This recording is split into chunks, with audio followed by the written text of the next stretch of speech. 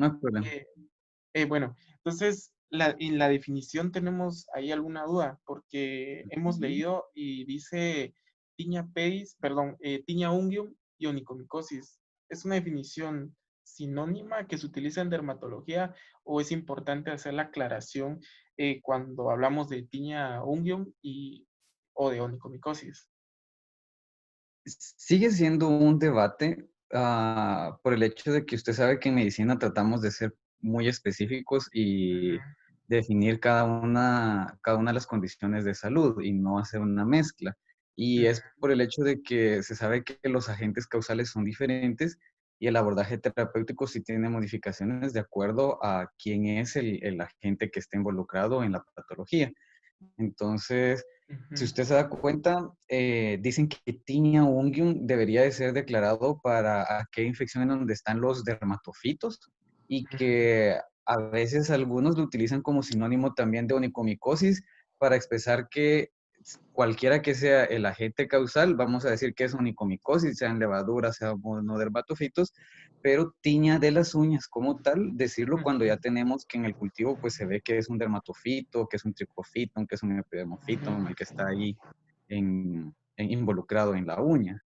Ese es en realidad para fines, como decirle, didácticos, como para fines etimológicos, pero ya en la práctica, en realidad, la mayoría de veces uno dice onicomicosis, es decir, el tema ujú. como, la palabra como tal, onicomicosis, ya lo que dice es agente fúngico en la uña y al menos en el momento que llega el paciente, no sabemos qué agente será hasta tener los resultados de los Mm. exámenes. Oh, muy bien. Gracias, doctor. Entonces, esa era la primera pregunta. La segunda, usted mencionaba ahí que prefería utilizar biopsia, ¿verdad? Que Ujú. era su técnica. ¿Hay alguna diferencia entre biopsia, la biopsia que usted utiliza y el cultivo convencional? O sea, en base a la técnica, ¿es la misma de hacer un raspado a nivel de la uña o hay algún cambio? Sí cambia totalmente el procedimiento. Por Mm, ejemplo, para hacer un KOH y cultivo, uno tiene que utilizar un instrumento con filo, como un bisturí, y uno mm, tiene que hacer el raspado como tal de la parte de la uña que está afectada. Si vemos que la descamación y la parte blanquecina u oscura se encuentra en la superficie de la lámina, pues de ahí es donde uno tiene que raspar, pero si es de la parte interna, es decir, usted ve que la superficie es totalmente lisa, pero por dentro se ve por que está dentro. la hiperkeratosis, el desprendimiento, la descamación y los cambios de color, entonces uno tiene que girar la hoja del bisturí para que el filo quede viendo hacia arriba y hacer el raspado de la parte interna de la Mm, uña. Entonces, eso sí requiere de cierto entrenamiento, requiere de paciencia, porque muchas veces las uñas se encuentran muy duras y entonces sí requiere varios minutos para que uno esté haciendo el raspado cuidadosamente y poder pues, obtener la muestra significativa. Eso en cuanto a la técnica de tomar la muestra de las escamas de uñas para poder hacer el examen en fresco KOH y también para hacer los cultivos. Con ujú. la biopsia, el objetivo es quitar un fragmento de la lámina, pero sí se necesita que uno tiene que realizar el procedimiento de anestesia, bloquear el dedo, al menos la falange distal, Ujú, que entonces uno tiene que inyectarla justamente aquí a los lados, en donde se encuentra, donde pasan los filetes nerviosos y el paquete ujú. neurovascular. Y ya al tener el dedo entumecido, entonces uno tiene que tomar como tal, tiene que desprender del lecho la uña. Uno puede utilizar una sonda canalada y luego, ya sea con una tijera iris, si es que la uña en realidad no está tan Ujú, gruesa, o por ejemplo con un cortador de uñas, con un clipper unguial, uno cortaría el ujú. fragmento total de la uña para poder enviarlo en formol al laboratorio. Entonces, no sé si Ay, usted alguna vez vio cómo hacían el procedimiento para hacer la laminectomía, para quitar la uña como tal. Nunca vio sí, el sí, procedimiento. sí, sí, sí, sí. Es Más o sí. menos como esa técnica. Ah, El objetivo es muy bien. despegar la uña y entonces ya cortarla y enviarla al laboratorio. Muy bien. Muchísimas gracias, doctor. Entonces, bueno, la otra pregunta es, usted mencionaba de que usted, o sea, los criterios que usted utiliza para el tratamiento están basados en la o sea, en lo que las recomendaciones de las guías de la Sociedad Americana de Dermatología y los medicamentos, fármacos autorizados por la FDA. Entonces, Exacto. nosotros hicimos una revisión un poco detallada de esto y efectivamente habían medicamentos que sí estaban siendo aprobados por la FDA, entre los cuales pues podríamos mencionar de terapia sistémica, la terbinafina y el hidroconazol, y de terapia tópica, el ciclopirox, el fluconazol y el tababorole. Entonces mencionaban, hacían mucha alusión a estos fármacos, entonces que sí estaban autorizados por la FDA para el tratamiento exclusivo en onicomicosis. Hablaban también del fluconazol, pero como un medicamento off-label que ha demostrado efectividad en onicomicosis, sin embargo no está autorizado como tal para este fin. Entonces, nuestra duda en este punto era de que existen algunos otros medicamentos que son eficaces para el tratamiento de esta, aún no siendo aprobados por la FDA o por la Sociedad Americana de Dermatología, que son utilizados acá, o usted se basa, o ustedes como gremio de dermatología se basan bastante en estos fármacos. Yo me baso más que todo en los fármacos aprobados por la FDA, por el hecho de que, al menos de lo que yo he observado, justamente las otras terapias que las tienen sin autorización, las que son off-label, Ujú, sí he visto que hay pacientes que no tienen la respuesta terapéutica adecuada. Por mencionarle un ejemplo, en el estudio que yo hice en el Instituto de Dermatología, le tomé muestras de escamas de uña a un paciente que llevaba 5 meses de estar utilizando fluconazol, y a pesar de eso me salió positivo. O sea, se miraba muy bien las estructuras, se miraba muy bien las cifas, las artroconidias, ni siquiera se miraban como estructuras dañadas, sino se miraban enteras, pues, patológicas. Entonces, por eso, por ejemplo, fluconazol no es de los tratamientos que yo utilizo. Y más que todo es por el hecho de que las guías que tiene la FDA, cuando uno indaga un poco más de por qué están elaboradas de esa manera, pues es ujú, por el hecho de que ellos tienen estudios con un gran número de participantes en donde ellos han detectado con mucho detalle qué respuestas es la que uno puede ir notando. Por decirle un ejemplo, pues, con fluconazol el problema es que el tratamiento es muy prolongado, es una sí, dosis pues, semanal, lo cual lo vuelve conveniente en cuanto al apego del paciente, pero estamos hablando de que puede tardar entre 9 a 12 meses que el paciente esté tomando el medicamento, y pues eso lo ujú, expone a efectos secundarios hepáticos, por ejemplo. En cambio, los tratamientos así como itraconazol en pulso, como máximo se dice que es de 3 a 5 meses que el paciente lo tiene que tomar. No lo toma todo el mes, sino que lo toma solo la primera semana de cada mes, por ujú. mencionarle un ejemplo. Entonces, Ay, es un tiempo mucho más reducido, y pues tenemos dosis que no exponen al paciente a efectos secundarios. muy bien. Y también por el hecho de que aquí en Guatemala la mayoría de los medicamentos antifúngicos, bueno, creo que en realidad todos los medicamentos antifúngicos son de venta libre. El paciente los Ujú, adquiere, y si usted le pregunta al paciente si en algún momento utilizó algún tratamiento para las uñas, le va a decir que sí. Le va a decir sí, que ya sí. ha utilizado de algunas marcas, que ya ha utilizado la pastilla que se toma una vez a la semana. Ujú, Le dice de ciertas marcas que como patrocinan en televisión, de que sí, sí, ya sí, utiliza sí, esa sí. crema o ese Ujú, producto. Entonces, son medicamentos que no tienen, en primer lugar, no tienen la aprobación por la FDA, y en segundo lugar, que ujú. como los han utilizado de manera inadecuada, los exponen a que vayan a tener resistencia ya por el agente. Resistencia. Sí, muy bien. Muchísimas gracias, doctor, porque precisamente eso iba en unión a la siguiente pregunta, porque nos hemos dado cuenta que el bifonazol es el ingrediente activo de muchos de estos medicamentos que son de venta libre, especialmente, ¿Mm? por decirlo un ejemplo, el Canesten, Unesia, son el bifonazol, el que es el ingrediente activo.